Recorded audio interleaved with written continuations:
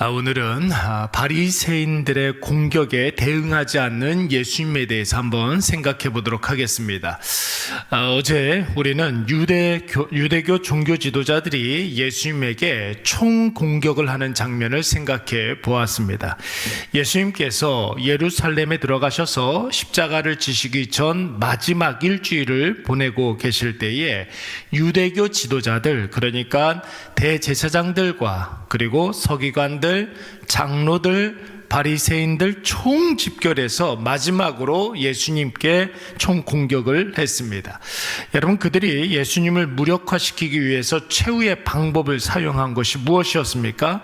예수님 그동안 공생의 기간 중에 하셨던 모든 사역들을 부정하는 것이었습니다. 병자를 고치시고 귀신을 쫓아내시고 구약 말씀을 설명해 주시고 천국 복음을 증거하신 모든 일들을 부정할 수 있는, 여러분, 그야말로 어저께 말씀드렸던 것처럼 스피커를 공격하는 것이었습니다. 여러분, 말하는 자를 부정하면 그가 주장하는 모든 것들이 다 무의미해지는 것이죠. 예수님께서 무자격자라는 것입니다. 예수님이 제사장이 아닌데 어떻게 병자를 고칠 수 있느냐? 예수님이 회당장이 아닌데 어떻게 여러분 귀신을 쫓아낼 수 있느냐? 예수님이 서기관이 아닌데 어떻게 말씀을 가르칠 수 있으며, 무엇보다도 예수님이 하나님이 아니신데 어떻게 죄사함의 권세를 가질 수 있느냐 하는 것입니다. 이 질문에 대해서 예수님이 제대로 답을 못하면 예수님의 공생애 동안 있었던 모든 사역도 무의미해지는 것이고, 아무리 선한 일이라 할지라도 예수님이 무자격자임이 밝혀지면 그에 대한 예수님이 책임을 져야 하는 상황에 이르게 되는 것입니다. 여러분, 이에 예수님의 반응은 무엇이었습니까? 세례 요한의 세례는 어디에서부터 오느냐? 이 질문에 대한 답을 먼저 하라는 것이에요. 세례 요한의 세례를 너희가 인정하느냐? 그렇다면 세례 요한의 그 세례의 권세는 사람으로부터 오는 것이냐 아니면 하나님께로부터 오는 것이냐, 이것에 대해서 대답을 하라는 것이에요.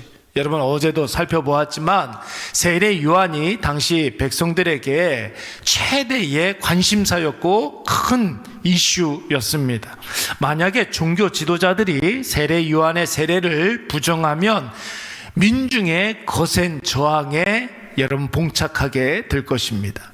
만약에 세례 요한의 세례를 인정하게 된다면 여러분, 세례 요한이 구원자라고 인정했던 예수님을 인정해야 하는 상황입니다. 여러분, 오늘 본문의 말씀 33절 말씀을 보시면은 예수님의 이 질문을 받은 유대교 지도자들이 꿀먹은 벙어리가 되어버리고 맙니다. 예수님이 뭐라고 말씀하셨습니까? 그래서 나도 내가 무슨 권위로 이런 일을 하는지 너희에게 이르지 않겠다. 내가 이야기를 해도 너희들이 그 부분에 대해서 반드시 인정하지 못하고 대답하지 못한다면 내가 아무리 잘 설명을 해준다 할지라도 너희들이 이해하지 못한다, 이런 뜻입니다. 사랑하는 여러분, 가끔 우리가 이게 좀 원치 아니하게 누군가와 논쟁을 이렇게 벌여야 하는 그런 상황이 종종 올 때가 있습니다. 모든 토론과 논쟁이 생산성이 없다, 무가치하다, 이렇게 이야기하는 것은 아닙니다. 우리가 해야 하는 대화는 꼭 해야 되겠지만, 여러분 보세요.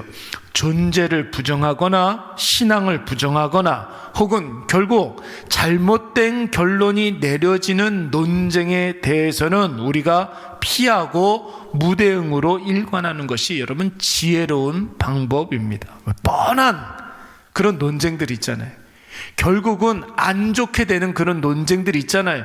그런 논쟁들에 대해서는 우리가 피하는 것이 좋아요, 여러분. 성경에 보면은 피해야 될 것들 몇 가지가 나옵니다. 하나님의 진노를, 저주를 피해야 하고, 또 음행을 피해야 된다.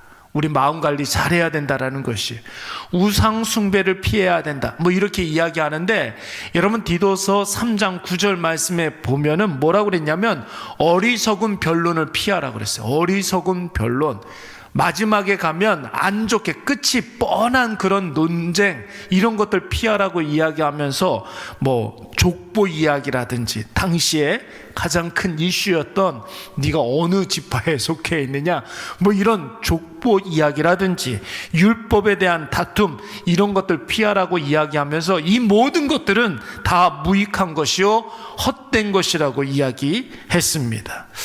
여러분, 우리 주변에 그런 일들이 많이 일어나지 않습니까? 상대가 어떤 의도로 대화를 걸어오는지 뻔히 아는 상황이라고 한다면, 그가 아무리 혹한 질문을 한다 할지라도, 아니면 그럴싸한 접근법으로 우리에게 다가온다 할지라도, 여러분 우리가 지혜롭게 피할 수 있어야 합니다. 아니, 피하는 것이 지혜로운 것입니다. 길거리에 다니면서 여러분 도를 아십니까? 이런 사람들 종종 보잖아요. 그렇죠? 혹은 여러분 우리 주변에 이단 사이비에 빠진 사람들이 교회 다니는 사람들을 포섭하기 위해서 성경 말씀 한 구절 가지고 접근을 한다든지, 뭐 교회 밖에 성경 공부에 같이 가자고 한다든지, 무슨 성령 충만한 집회가 있다고 같이 가자고 한다든지, 여러분 이런 것들 우리가 충분히 분별할 수가 있습니다. 딱 접근하면 이 사람들이 어떤 의도로 접근하는지를 우리가 잘 알 수가 있어. 아니, 그동안 교회 생활한 게 짬밥이 얼마인데 그걸 모르겠습니까? 우리 분명히 알 수가 있단 말이에요. 이단과 사입이 문제가 아니라 할지라도, 여러분 신앙이 전혀 없는 사람들이 교회와 신앙인을 단순히 공격하기 위해서, 공격하기 위해서, 무너뜨리기 위해서, 혹은 이겨먹기 위해서 특정 종교적 문제를 가지고 접근하는 경우가 있습니다. 처음에는 내가 잘 몰라서 그러는데 네가 교회 생활을 오래 했다고 하니까, 교회를 오래 다녔다고 하니까 이런 문제에 대해서 좀 대답 좀 해줘 하면서 접근을 하죠. 여러분, 근데 그런 모든 접근들이 그들이 신앙이 없기 때문에 몰라서 그러는 게 아니에요. 아무리 신앙적인 설명을 해도 못 알아들을 뿐만 아니라 오히려 꼬투리를 잡혀서 여러분 신앙으로 사는 사람들의 그 신앙을 무력화시키려고 하는 것입니다. 오늘 유대교 지도자들이 예수님에게 이러한 공격을 하고 있는 것이죠. 여러분, 신앙적인 것이 아니다 할지라도 그런 거 있잖아요. 모르는 번호로 걸려오는 보이스피싱 같은 거 있잖아요. 여러분, 보이스피싱 같은 거 이렇게 하면 그 전화 오래 합니까? 통화를?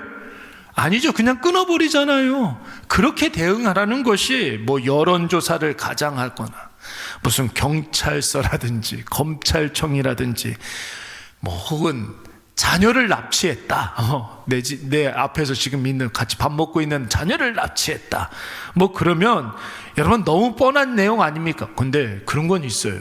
너무 뻔한 내용인데 그런 전화가 걸려오면 일단 겁부터 나죠. 여러분, 분별할 수 있을 것 같지만 실제로 당하면 당황스러울 뿐입니다. 이럴 때는 여러분 그런 전화 끊어버리면 되는 거예요. 끊어버리면 되는 것입니다. 무슨 검찰청에서 경찰서에서 뭐 이런 거 전화로 하는 법이 없어요.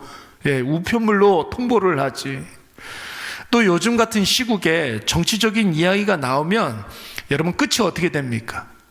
정치적인 이야기가 나오면 그 끝은 반드시 좌우로 나누게 되어 있습니다.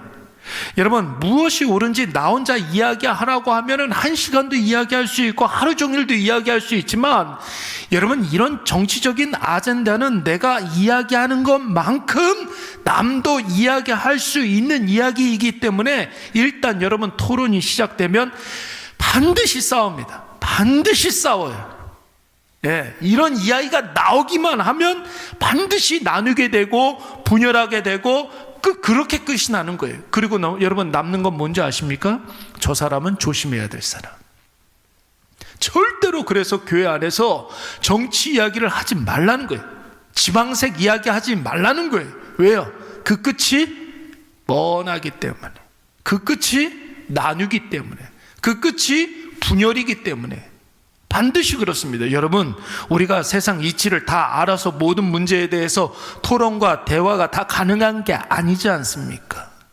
물론 말 잘하는 사람들이야 말하기를 좋아하기 때문에 어떤 말이든 적극적으로 이야기하려고 하지만 여러분, 결국 남는 것은 없다. 남는 게 없어요. 의도가 뻔한, 신앙에 도움이 전혀 되지 않는 접근에 대해서는 우리가 침묵할 수 있어야 하고 피할 수도 있어야 하며, 또한 돌아가는 것이 가장 지혜로운 방법인 줄로 믿습니다. 예수님 보세요, 여러분.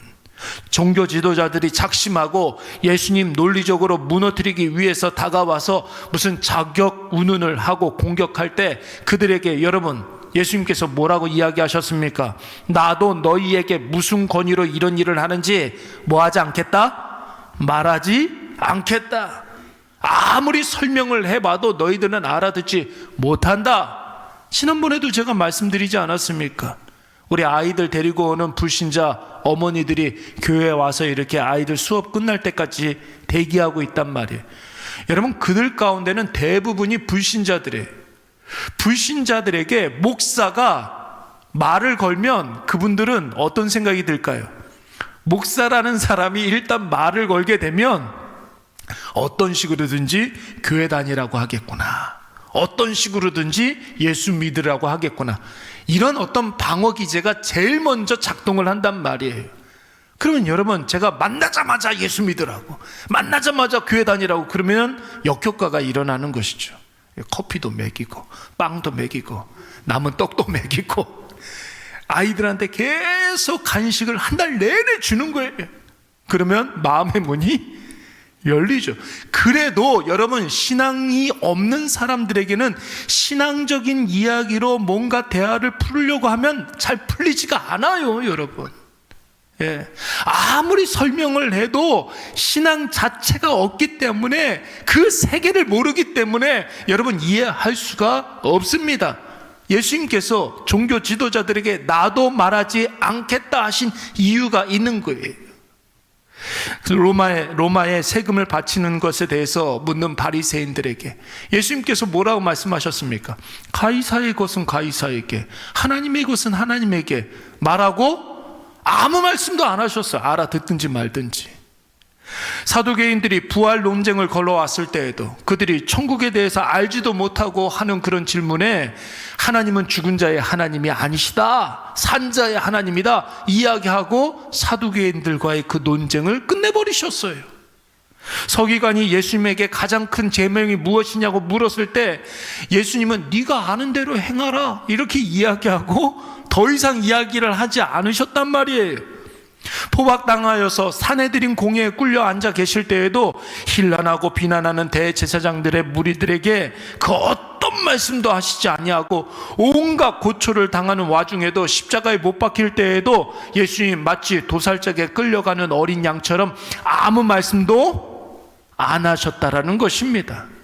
우리는 예수님이 논리가 없어서, 할 말이 없어서 침묵하셨다 그렇게 생각하지 않습니다. 할 말 없어서 침묵하신 게 아닙니다. 의도가 분명한 도적과 접근에 대해서 그들의 의도대로 예수님이 휘말릴 필요가 없기 때문에 그런 것이, 동상이몽의 배우자와의 답 없는 싸움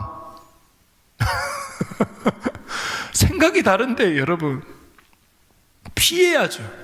믿음이 없는 자녀와의 신앙 문제의 논쟁, 이단 사이비에 빠진 사람과의 말씀 토론, 정치 이야기하면서 아는 척하고 싶어하는 사람들, 특정 지방 이야기하면서 차별하는 그런 사람들, 모르는 사람에게 오는 전화, 문자, 링크, 여러분 대응하지 마십시오.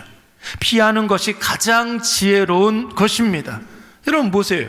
아까 전에도 제가 말씀을 드렸지만 디도서 3장 9절 말씀에 뭐라고 그랬다고요? 어리석은 변론과 족보 이야기와 그리고 율법에 대한 다툼은 뭐하라고요? 피하라. 이는 무익한 것이요 헛된 것이니라. 피한다고 뭐라고 하는 사람들이 있습니까? 왜 피하느냐고, 잊어둬도 아니냐, 박쥐냐고 뭐 이렇게 이야기하는 사람들이 있습니까? 무책임하다고. 여러분, 그렇게 이야기하는 사람들의 저의가 있는 거예요. 계속해서 우리를 긁어서 뭐라도 여러분 건져내려고. 오늘 이것을 꼭 기억하셔서 선한 데는 지혜로우시고 악한 데는 여러분 미련하셔서 날마다 하나님 아버지 그 뜻을 이루어 가시는 저와 여러분이 되시기를 간절히 축원합니다. 우리 말씀